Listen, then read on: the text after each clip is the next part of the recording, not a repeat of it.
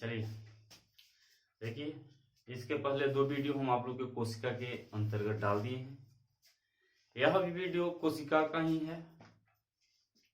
अगर आप लोग नहीं पढ़े हैं शुरू से तो आप लोग प्लेलिस्ट में जाके देखिएगा, आप लोगों का 2 वीडियो कोशिका का मिलेगा। ये तीसरा वीडियो है, देखिए इसको। हम इसको पढ़ाएंगे लाइसोसोम से। लाइसोसोम का कार्य क्या है, लाइसोसोम क्या है। लाइसोसोम का खोज डी डुबे नामक वैज्ञानिक ने की है। लाइसोसोम का खोज डी डुबे नामक वैज्ञानिक किए, जो यह हमारे शरीर में केंद्रक के अंतर्गत, कोशिका के अंतर्गत पाया जाता है। यह जो लाइसोसोम है इसे आत्महत्या की थैली भी कहा जाता है।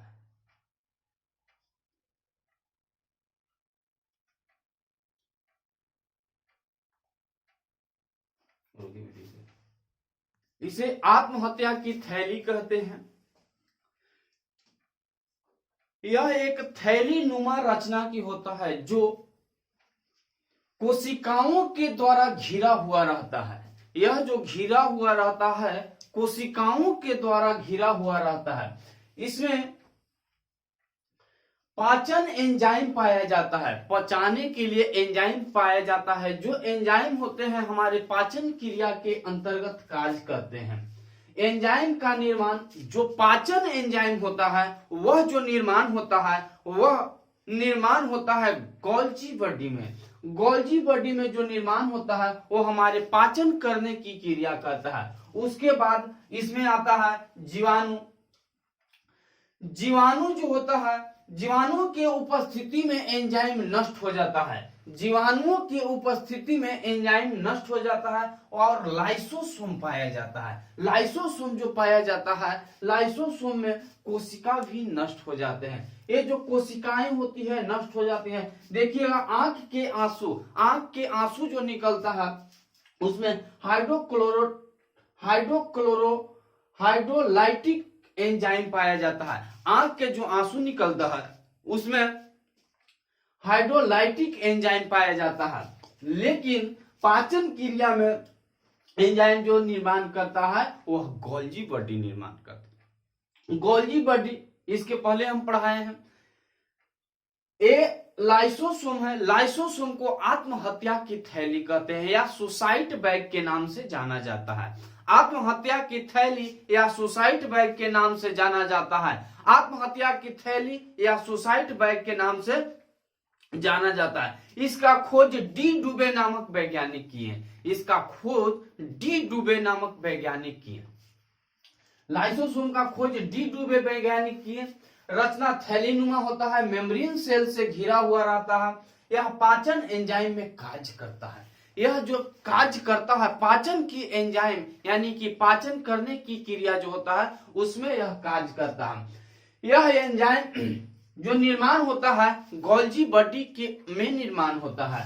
यह लाइसोसोम कोशिका को नष्ट कर देता है। जीवाणु में उपस्थित एंजाइम जो होते हैं उसको भी नष्ट कर देता है। जीवाणु में जितने भी एंजाइम होते हैं उसको नष्ट कर देते हैं, नष्ट कर देता है। आंख के आंसू में हाइड्रोलाइटिक एंजाइम पाया जाता है। जब कोई व्यक्ति को देखते हैं किसी दुख या किसी कष्ट जब होता है तो उससे आंख से आंसू निकलता है। आंख से जब आंसू निकलता है तो उसमें भी एंजाइम पाया जाता है। जब एंजाइम पाया जाता है तो एंजाइम हाइड्रोलाइटिक एंजाइम पाया जाता है। हाइड्रोलाइटिक एंजाइम जो पाया जाता है वो लाइसोसोम के अंतर्गत ही पाया जाता है। और जब यह टूटता है तो बहुत सारे जो कोशिकाएं रहता है वहां उसको गलाने का कार्य करता है। एंजाइम कहने का मतलब होता है पाचन।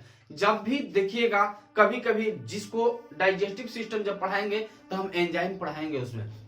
तो ये जो होता है इसको देखिएगा कि जब भी पाचन की क्रिया में दिक्कत होता है तो एंजाइम की जरूरत पड़ता है। एंजाइम जो होता है पाचन करने का कार्य करता है। तो यह एंजाइम पाचन क्रिया के अंतर्गत आता है। उसके बाद है केंद्रक, जिसको हम न्यूक्लियस बोलते हैं। उसके बाद आइए देखिए केंद्रक। बाबू केंद्रक जो है, यह केंद्रक कोशिका का सबसे बड़ा भाग है। केंद्रक कोशिका का सबसे बड़ा भाग होता है।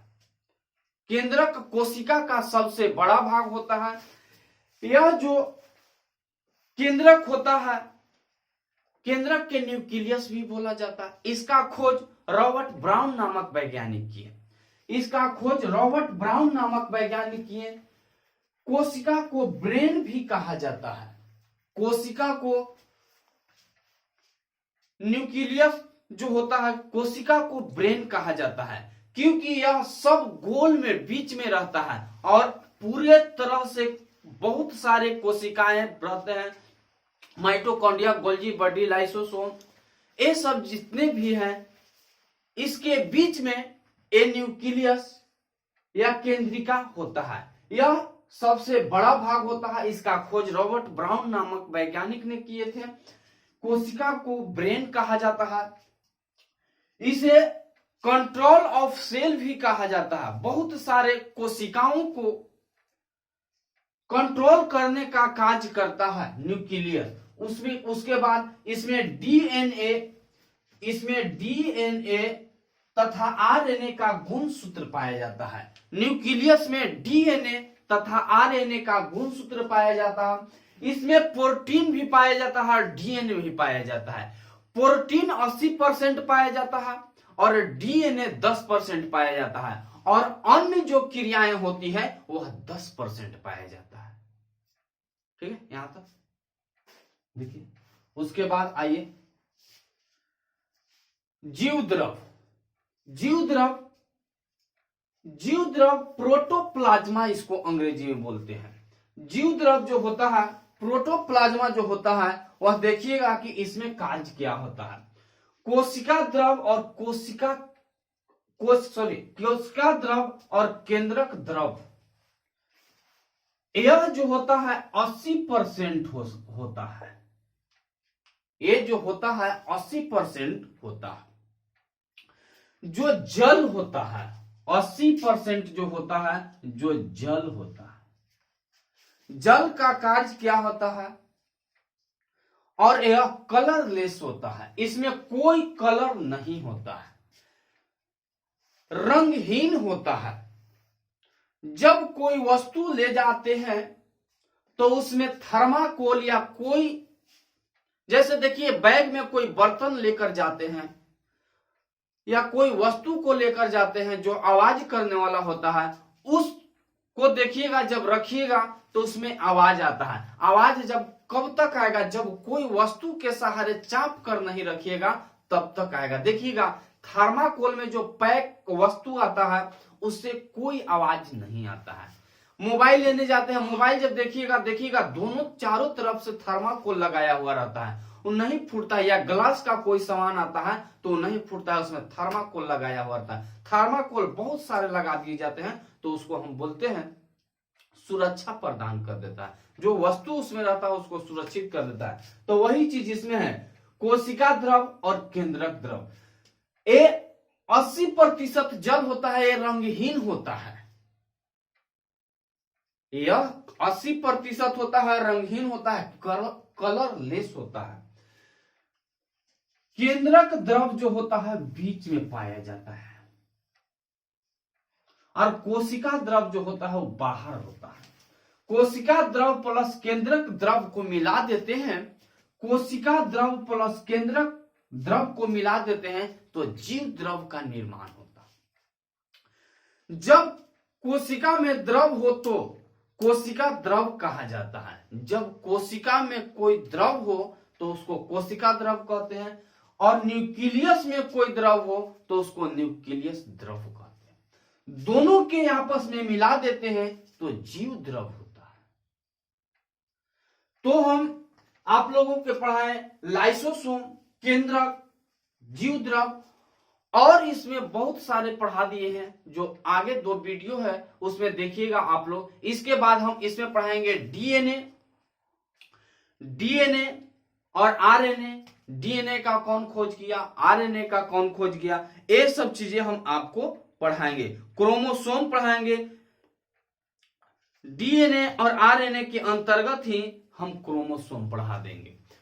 जब देखिएगा कि डीएनए और आरएनए का खोज कौन किया और क्रोमोसोम क्या है, ये सब जो चीजें हैं हमारे कुछ ऐसा भाग है कोशिका में जो रिप्रोडक्शन सिस्टम का कार्य यहां होता है।